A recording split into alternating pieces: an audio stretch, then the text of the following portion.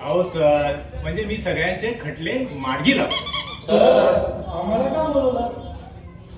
आपल्याला सांगायला मला दुःख होतंय की आपली शाळेला नोटीस आहे.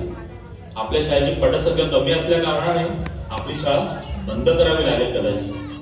तिथे सर्व पालक आपली मुले प्रायव्हेट, सीबीएसई, ICSE अशा शाळांना प्राधान्य देतात, जिथे लाखो रुपये डोनेशन घेतात व शाळेची वार्षिक फी वेगळी, तसेच गणवेश, पुस्तके, मुलांना येण्या जाण्यासाठी लागणारी स्कूल व्हॅन हा देखील खर्च किती आहे.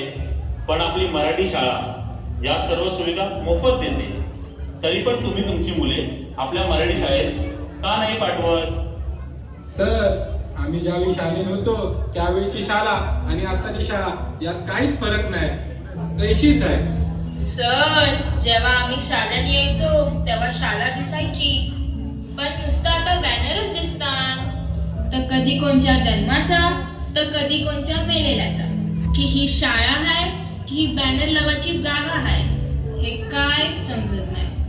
सर हे डिजिटल युग आहे आणि आपल्या शाळेत संगणक प्रशिक्षक वर्ग नाहीये, AI चा जमाना आहे. सर, माझा मुलगा इंटरनॅशनल स्कूलमध्ये शिकतो. तिकडे सर्व प्रकारच्या सुखसुविधा आहेत आणि त्यांना शिकवणारे शिक्षक देखील उच्च शिक्षित आहेत. पण आपल्या शाळेमध्ये असा एक पण शिक्षक नाही जो उच्च शिक्षित आहे. म्हणजे तुम्हाला पण हेच वाटतंय का आपली मराठी शाळा बंद व्हावी? सर नाही आम्हाला नाही वाटत. सर मराठी शाळा वाचल्याच पाहिजे. तुम्ही बरोबर बोलताय. आमच्यासारख्या गरीब मुलांनी कुठे शिकायचं मग? मराठी शाळा राहिली तर आम्हाला शिक्षण मिळेल.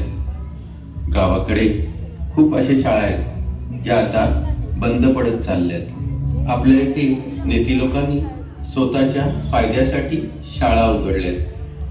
ते लोक त्यांच्या शाळेमध्ये मुलं यावी म्हणून आपली मराठी शाळा बंद करायला घेतल्यात. आपल्या सरकारने यावर लक्ष दिलं पाहिजे.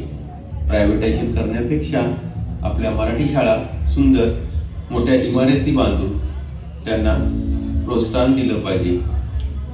मी तुम्हा सर्वांना विनंती करतो, पूर्ण गावाला हात जोडून विनंती करतो, जर आपली मराठी शाळा राहिली नाही तर आपली मराठी भाषाही राहणार नाही. आज मराठीचा दर्जा खूप उंच आहे व तिला अभिजात भाषेचा दर्जा देखील मिळाला आहे. जर तुम्ही आपली मराठी भाषा जपली नाही तर तुम्ही पुढे काय कराल? तुमची मुले इंग्लिश शिकतील, खूप उच्च शिक्षित होतील, पण आई बाबा हा शब्दच विसरून जातील आणि पुढे मॉम डॅड हा शब्द लक्षात राहील. आपल्या महाराष्ट्र सरकारने काही दिवसापूर्वी एक नवीन निर्णय घेतला आहे आपल्या मराठी शाळांना पुनर्जीवित करण्याचा. त्यासाठी ते शाळेमध्ये डिजिटल वर्ग देखील सुरू करणार आहेत. शाळेमध्ये शिक्षकांची संख्या देखील वाढवणार आहे, ते सुद्धा उच्च शिक्षित असतील. माझी सर्वांना कळकळीची विनंती आहे, मराठी शाळा ही राहिलीच पाहिजे आणि टिकलीच पाहिजे. कारण शाळा टिकली तर भाषा टिकेल, भाषा टिकली तर संस्कृती टिकेल. म्हणून म्हणतोय, वाचव बाळा मराठी शाळा. लाभले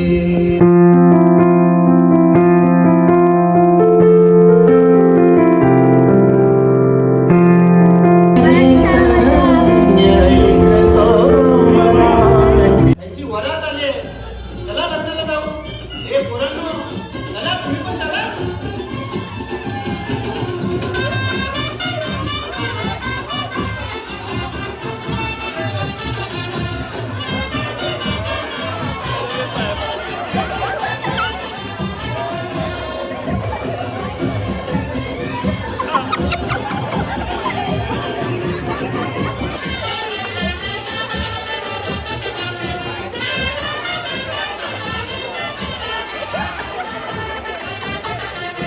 साऊंड सिस्टीम पाहू शकता, मस्त पैकी मोनी सायकल आणले आणि त्याच्यामध्ये डायरेक्ट साऊंड असणार आहे. काहीतरी युनिकनेस पाहायला भेटणार आहे बघा.